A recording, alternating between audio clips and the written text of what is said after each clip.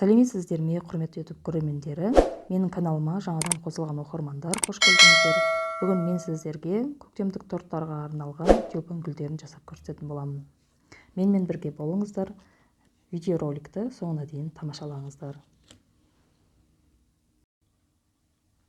Ең алдымен мен сіздерге ең қажетті болған нәрселерді көрсетіп өтетін боламын. Бізге керегі силикон керек болады. Менде осындай силикон бар, сізде басқасы болса, соны пайдалансаңыз болады. Міндетті түрде осы вырубкалар керек болады. Менде бұл вырубкалар негізінде бұл жүрек вырубка болған. Мен оны сәл қысып, осындай пішінге келтіріп, гүлге пайдаландым. Мұндағы вырубка менде домалақ пішінді болған. Негізі мен бұны жапырақ ретінде жасап пайдаланып жүрмін.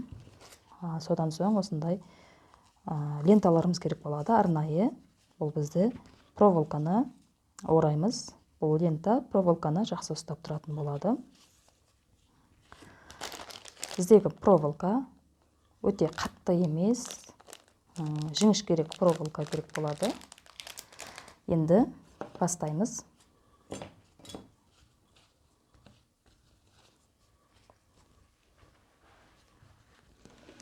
Мен ұзын проволоканы үшке бөлдім.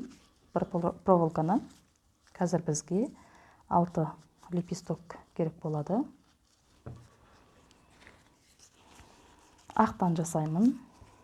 Ақ мастикадан сіздер өздеріңіз қалаған түстеріңізбен жасасаңыз болады. Мен осылай орап шығамын мастиканы. Бұны қазір біз жаятын боламыз.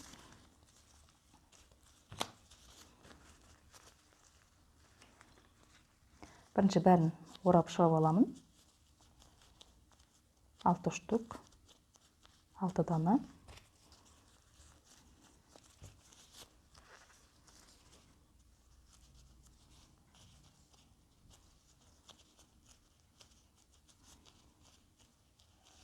Осылай бәрін 6-ын орап шығамыз.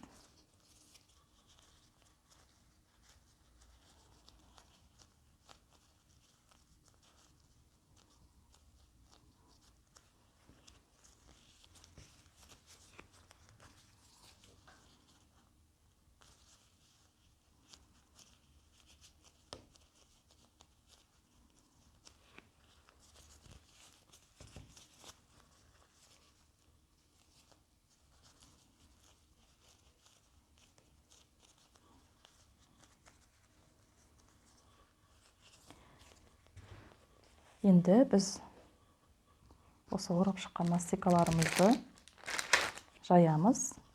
Крахмалға осылай жасап алып, әрқайсысын осылай жайып шығамыз. Жұқа етіп жайсаңыздар да болады. Мен сынып кетпес үшін ондай қатты жұқа етпей жаямын. Мына дәл осылай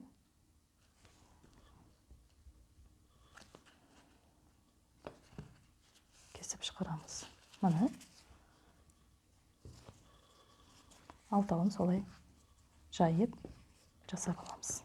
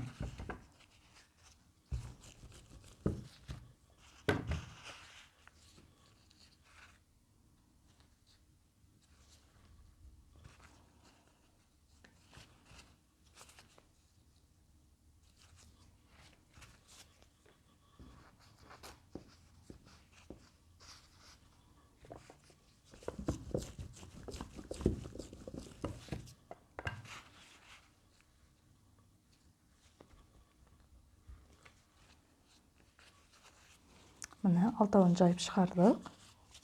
Енді бізге жапырақ керек болады. Жапырағымызды да дәл солай жасап аламыз. Яғни проволокаға ораймыз мастикамызды. Оны да жайып, осы вырубкаменен басып шығарамыз. Сәл үлкенірек етіп ораймыз, өйткені жапырақ бізде үлкенірек.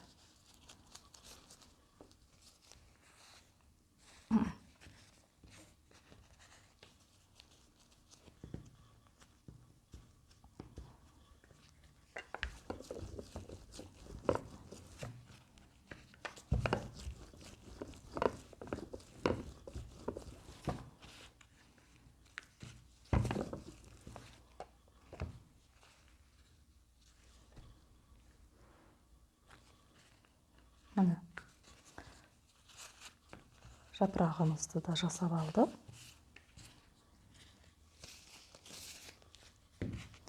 Енді біз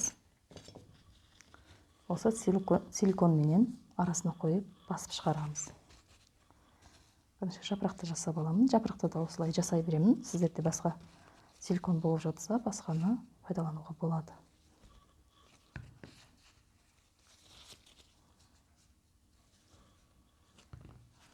Мына гүлдерімізді де дәл солай басып шығарамыз.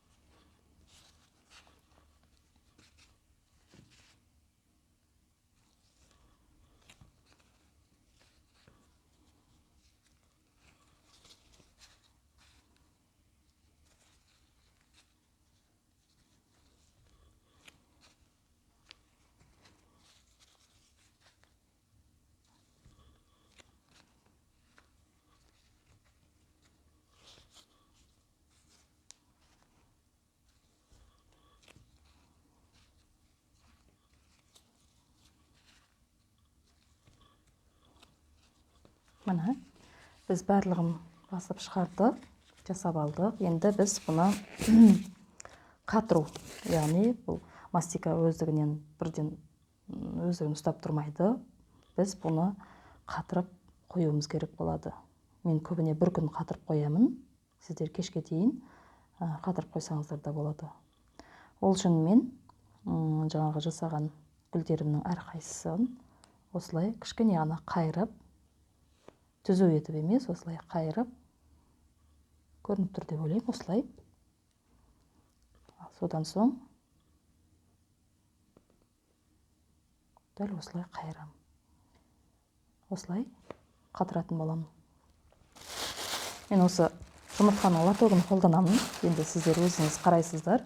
Күріштің үстіне қойып қатырсаңыздар да болады, құрғақ күріштің. Бірақ маған осы жұмыртқаның лотогы өте ыңғайлы.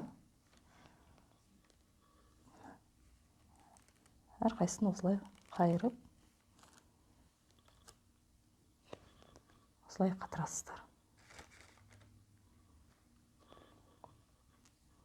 Кешке дейін не болмаса бір тәулікке қойсаңыздар болады. Мен көбіне бір тәулік қатырып қоямын.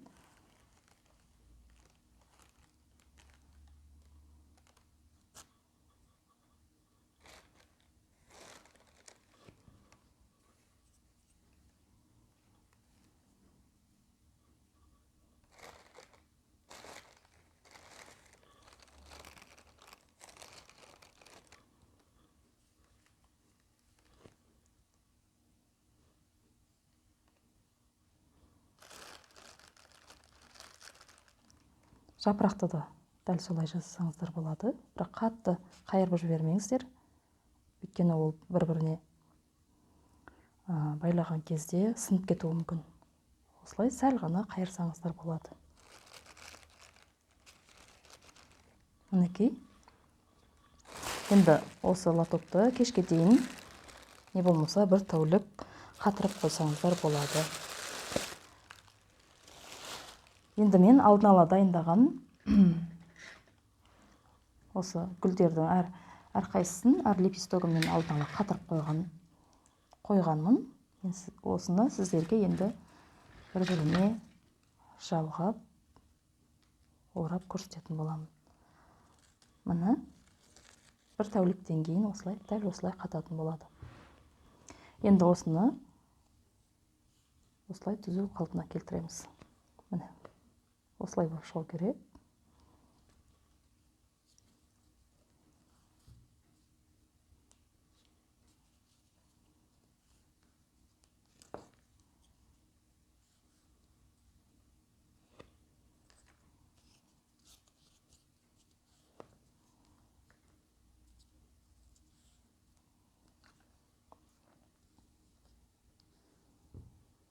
Енді бізге ең қажетті нәрселердің бірі ол теченька, яғни осындай теченькаларды пайдалансаңыздар болады. Өзіңіз қалаған түсін алып, 5 немесе 6 штугын алып, не болмаса 3 штугын алып,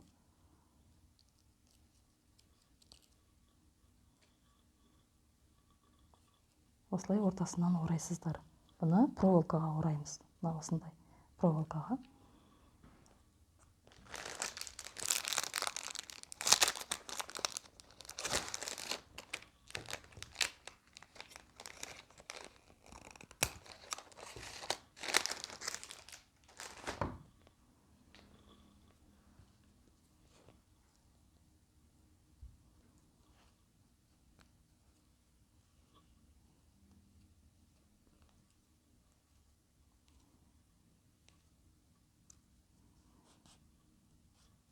Мына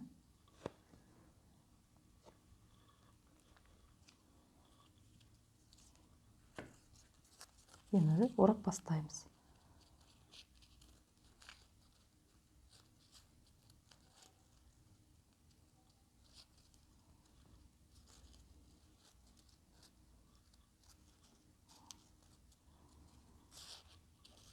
Бірінші үшеуін орап аламыз.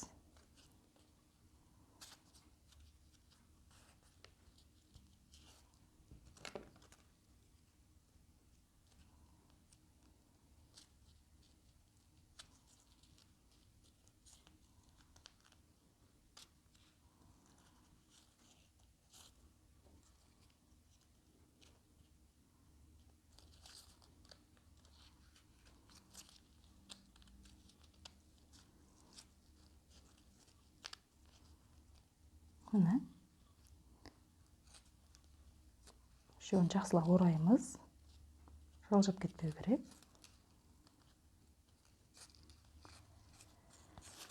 Енді осы ашық жерлеріне тағы да үшеуін үш жағына, сыртқы жағына тағы орап шығамыз.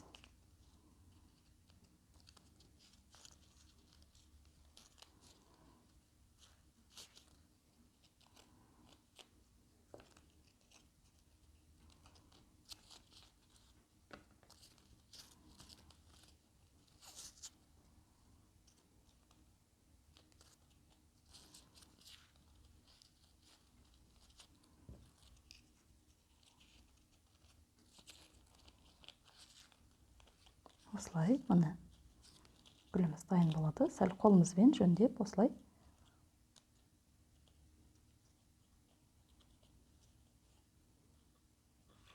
міне ораймыз. Тағы да соңында осы жапырағымызды бір шетіне қойып ораймыз оны да. Мінекей.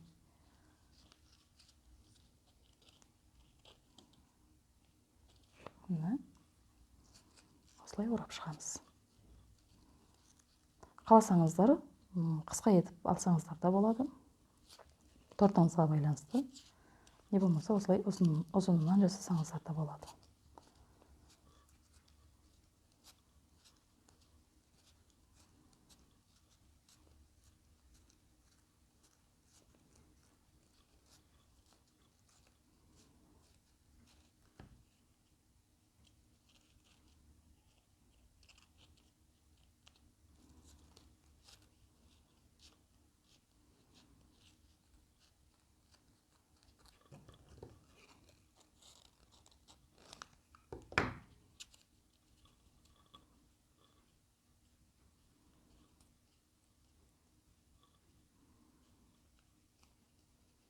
Мына біздің тюльпан гүліміз дайын. Қарап отырсаңыздар, ондай қатты қиын емес. Оңай әрі қарапайым жолменен жасап көрсеттім. Сіздерге ұнады деп ойлаймын. Торттарыңызға өте әдемілік әрі әсемдік сыйлайды. Жасап көріңіздер үй жағдайында. Сіздерге бүгінгі видеоролик ұнаған болса, маған міндетті түрде тіркеліп, лайк басып, комментарий қалдырып кетіңіздер.